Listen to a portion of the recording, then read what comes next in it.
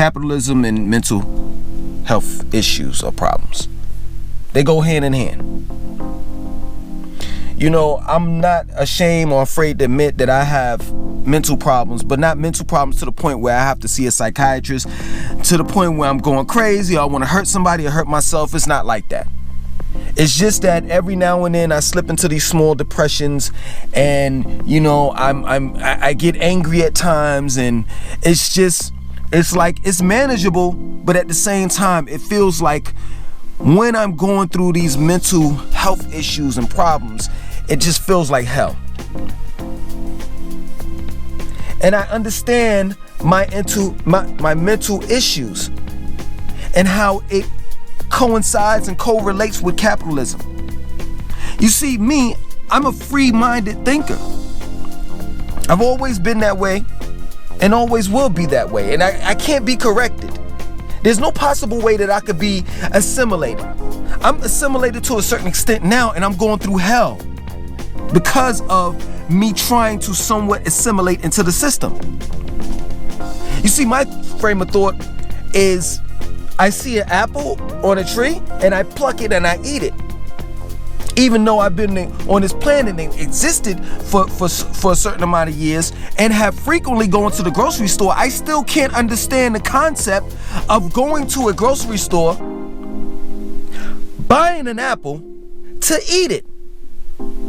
Where Mother Earth grows apple trees and the apples are free for you to pluck them off the tree. I can't comprehend and understand how we're being charged for a place to live. Why are there homeless people where nobody owns the land? Yeah, I understand. You're gonna be a smart aleck and say they do. They have the papers to show for it. Who did they purchase the land from? Well, you know, some of y'all may say, well, you know, they got a bunch of Indians drunk and they had the Indians sign over the land. The Indians in America never owned the land in the first place. Where did they get it from? Did the humans talk to God or whomever that you think that's high, the most high or whatever? Did they talk to God and say, this is, and God agreed that this is their land? No, it didn't work like that. The land is for everybody. And there should not be a charge. There should not be borders. There shouldn't be a wall built to divide the people from one country to the next, because New Mexico is connected to the United States. It is not separate, just as well as Canada. And it makes no sense to me. Now, do you understand where I'm coming from? I don't understand how we... Watch this. This is crazy. I was on 277 on Charlotte, right? That's the highway that circles around uptown Charlotte, right? And I saw this old beat up car. It was a Honda Accord. I mean, it had to be like a 1995, right? It had the paint job was horrible on it. It was like it was making all types of noises. And then I saw on the tag, and it said 30-day tags. And here I am. I'm thinking with a society mind state. Who would buy that piece of junk? Classism. A classism mind state. Who would buy that piece of junk? I wouldn't buy it. And then guess what? My right mind came in and said, yo, that's 4 wheels. A car is used for transportation. That's it. And if that man had to buy that car in order to take his child to work, to school, or to the babysitter, if that man had to buy that car that you call a piece of junk in order for him to go to work, then he should rightfully have that car and shouldn't be chastised for how it looks. Just as long as it gets him from A to B, it takes care of his job. Look at the society that we live in, where they can put a how can I put it? How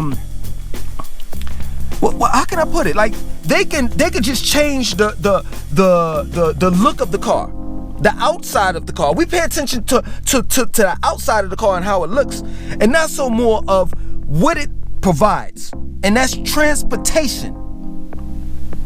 We want to look good in the car. We want everybody to say that, man, that man Langston got a nice car, man. He got a Bugatti.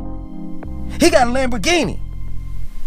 And it's crazy because at the end of the day, most of the sports cars that we purchase that's hundreds of thousands of dollars, we're not even able to drive as fast as they go. Because the speed limit in the average city and state is 60 to 70 miles per hour. Just think of the society that we live in. We gotta pay for food, shelter, and clothing. These are 3 basic necessities. And you wonder why people are running around shooting and killing each other and acting crazy. You wonder why people are running up in grocery stores. I never forget it. I was in Charlotte. This is the second time I lived in Charlotte. The first time I lived in Charlotte, I never forget it. I stayed off of W.T. Harris Boulevard, right? It used to be a Lowe's grocery store. Now it's a Harris Teeter, right? I never forget it. This guy, the only problem that I had with him is he had a beer in the cart, in the shopping cart. That's the only problem. But let me explain. This guy walked inside the grocery store, right?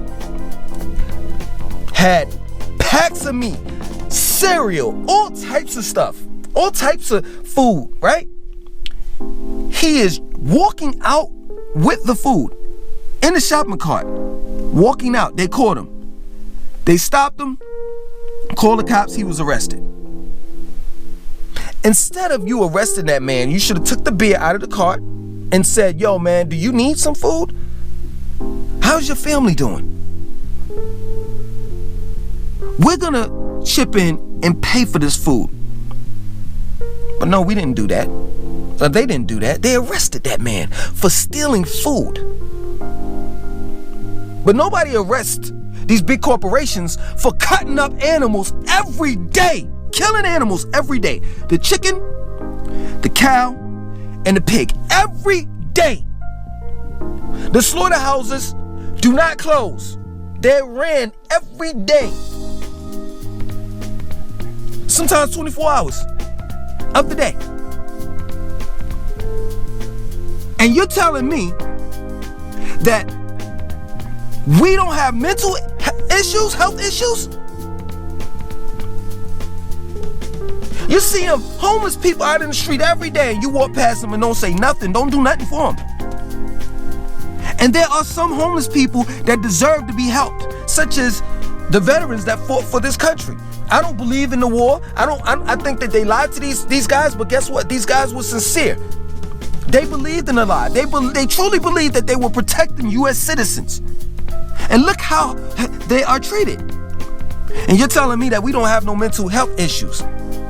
We have mental health issues because of the fact that we're ignoring all the ills in life. Period. They lie to us every day on the news. Kids are shooting up schools almost every day on the news. Blacks killing blacks every day on the news.